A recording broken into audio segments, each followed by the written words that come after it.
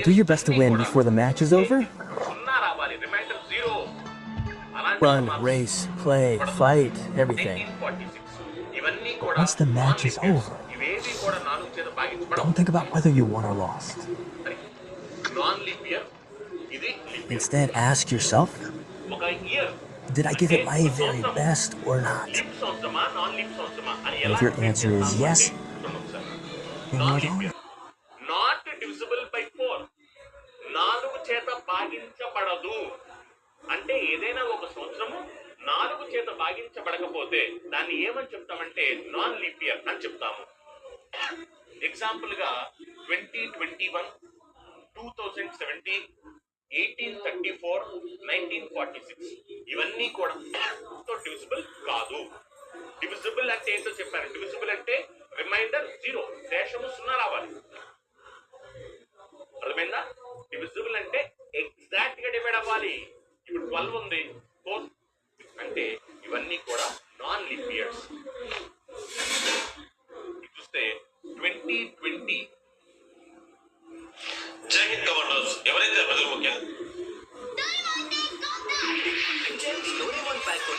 మరియు అద్భుతమైన rewards గెలుచుకోండి. Lip సంవత్సరమా non lip సంవత్సరమా పడకపోతే దాన్ని ఏమని చెప్పి ఆడ్ డేస్ ఉంటాయి అంటే 2 ఆడ్ డేస్ ఉంటాయి లిప్ ఇయర్ లో. ఓకేనా? అలా ఇప్పుడు దాకా నేను చెప్పిన పాయింట్స్ అన్ని కూడా మీకు క్లియర్ అనుకుంటున్నాను.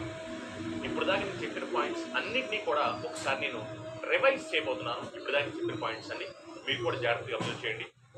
చూడండి ఒకసారి. నాన్ లీప్ ఇయర్, ఇది లీప్ ఇయర్. ఒక ఇయర్ అంటే ఒక సంవత్సరము లీప్ సంవత్సరమా నాన్ లీప్ సంవత్సరమా అని ఎలా డిసైడ్ చేస్తాము అంటే చూడండి ఒకసారి. Non leap year not divisible by 4, 4 చేత భాగించబడదు. అంటే ఏదైనా ఒక సంవత్సరము 4 చేత భాగించబడకపోతే దాన్ని ఏమని చెప్తామంటే నాన్ లీప్ ఇయర్ అని చెప్తాము.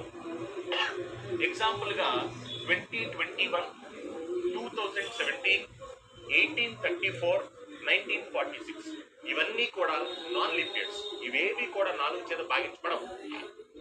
ఇక్కడ మీరు చూడొచ్చు 21 4 చేత భాగించబడదు, 17 4 చేత భాగించబడదు, 34 4 చేత భాగించబడదు, 46 4 తో డివిజిబుల్ కాదు. డివిజిబుల్ అంటే ఏంటో చెప్పారు. డివిజిబుల్ అంటే రిమైండర్ 0, శేషము 0 రావాలి. అర్థమైందా? డివిజిబుల్ అంటే ఎగ్జాక్ట్ గా డివైడ్ అవ్వాలి. ఇప్పుడు 12 ఉంది, 4 లో పోతా అంటే ఎస్ పోద్ది. 4 3s are 12. అంతేగాని 13 పోతా అంటే 13 పోదు.